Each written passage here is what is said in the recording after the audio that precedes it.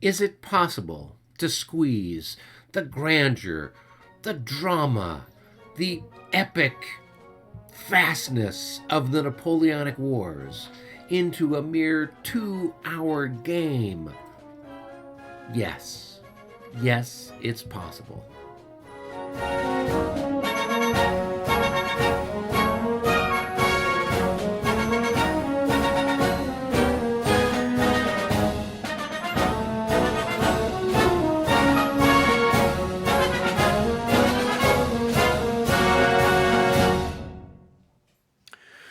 Greetings, fellow wargamers and history buffs. Today we are looking at a recent acquisition.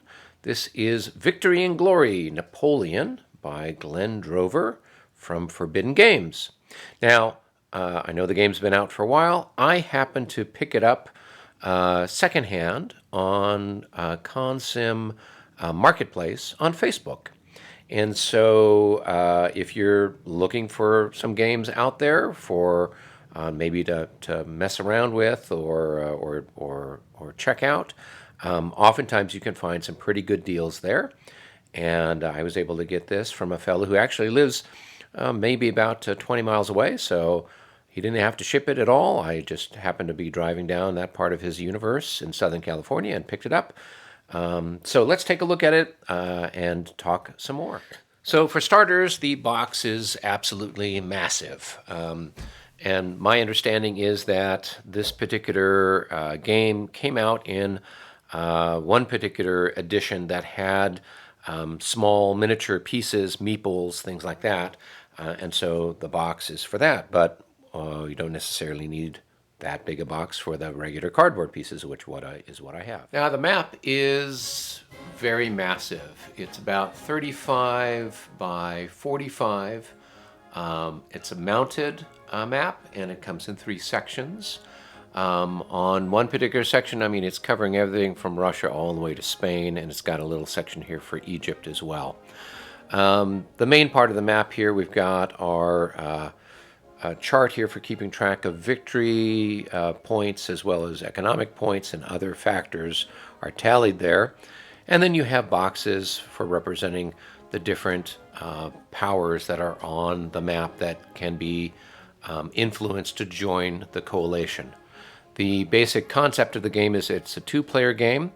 You've got the French playing against the British, and then they're going to be using cards to try to influence the other players or the other nations on the map to try to get them to join the coalition, either in favor of France or against France. Victory and Glory Napoleon is a card-driven game.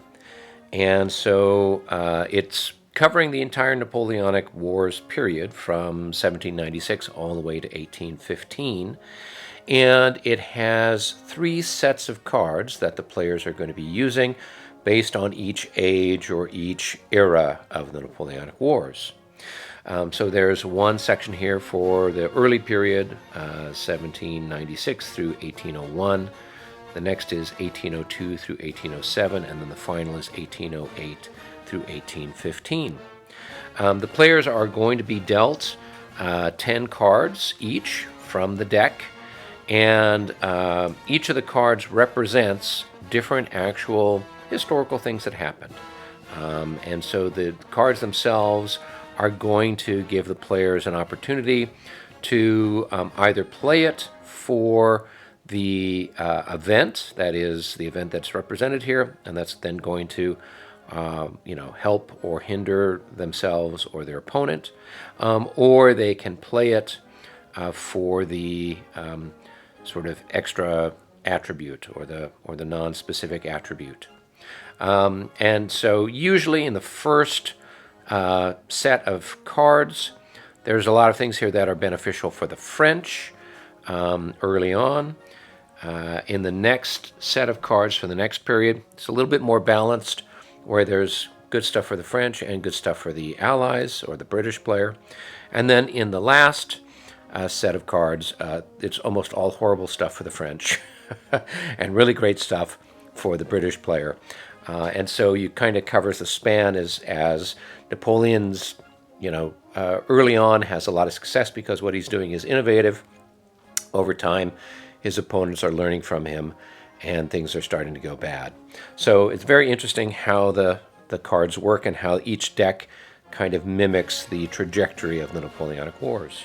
Now, one of the main objectives of the French and the British player is to gain influence in the various sort of major powers that are part of the map. So that's going to be Spain, Prussia, Austria, and Russia.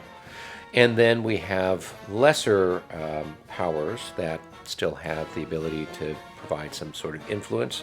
That's going to be places like Poland, Germany, Italy, and Scandinavia. At the end of each age or each set of the cards, players are going to take a look to see how much influence they have in these various places. And whoever has the majority of the influence is going to earn victory points. And the victory points are designated for each of the 3 eras. So, for example, in the first era, Prussia is only worth 2, Austria 3, and Germany 4. In the second era, the Prussians are worth 4, the Austrians are worth 4, and Germany is worth 5. And in the third and final era, the Prussians are worth 4, the Austrians are worth 3, and the Germans are worth 5. By playing the action cards, players are able to basically get influence points that they can then place either in the specific region that the event card says, or possibly on any spot they want to. The French player in this example has played this card and earned 3 influence points in Poland. As a result, he places 3 little blue cubes indicating his level of influence in Poland. Now, in this example, perhaps the British player has this Batavian Republic card. They don't want to play it for the event itself, which would benefit their French opponent, but instead they will use it to gain 2 influence. They could place those anywhere on the map they prefer. In this example, let's say they place it in Poland. The French still have the majority of influence in Poland, but perhaps the English are angling to spend some more influence points there to win the Poles over. At the end of each era, the players are going to tally up their victory points, and for example, the French had the majority of influence in Poland. In the first phase, that would earn them 2 victory points. Another important factor in the game is the economy of the French and the British. Cards can be played to improve one's own economy or to penalize the economy of your opponent. At the end of each era, the French and the British will tally up how many military units their home country has. They will then subtract this number from their economy. If they have a surplus, that is, more economic points than military, they will gain that in victory points. However, if they have more military units than their economy will support, then they would lose victory points at the end when they're tallying things up. Another factor in the game is the leadership and tactical rating for each of the nations. This represents the leadership quality and tactical innovations, command innovations that happened during this time period. And by playing cards, the players can push their tactical and leadership rating up. These ratings become important because when battles are conducted at the end of the age, the leadership factor is added in to the numerical values of the units that have been committed to the battle, and they can then influence the success or the failure of that battle. During the early period, and there are lots of great cards for the French that really boost their leadership value. And so during the early phase, they're going to have more success in battle than their British counterparts. That starts to tip towards the mid and later parts of the game. Finally, there are tokens that represent the military forces that are involved. There are naval, infantry, cavalry, and artillery. When cards are played, they can add to your military forces. They're drawn randomly from the force pool unless it specifies naval units or some type of land unit.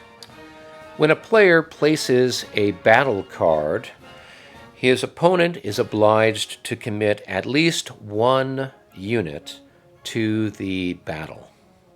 After that commitment has been made, the player who played the card will then make his commitment. Both sides will reveal their forces, and the defending side, that is, the player who did not play the card, will then take the card and keep it in his hand to play later if he so chooses. In conclusion, this is a very fine game. It plays very well, and it's easy to learn, and it's easy to get through a game in a couple of hours. The first time my friend Robert and I played this, it took us about maybe 40 minutes to get through the rules and kind of get a sense of how the mechanics worked. Our first game was concluded in 3 hours, and our second game was concluded in 2 hours. Given the card-driven nature of it, you're never going to have exactly the same game because people are going to be getting different cards and adopting different strategies accordingly. So it has lots of replayability, and the components are very nice, and the map is very nice, and altogether I would say that this is a great game. If you're interested in a quick game that kind of takes you through the Napoleonic period, this is a good one to get. All right, everybody, I hope that you enjoyed a look at this game and the various card-driven mechanics that are part of it. It was a lot of fun. It was easy to learn and easy to play. Of course, if you're interested in checking out another game that I did a review on a little while back that uses cards as a big part of the mechanism, check out this video over here. As always, hit the like and subscribe button. That helps the channel immensely.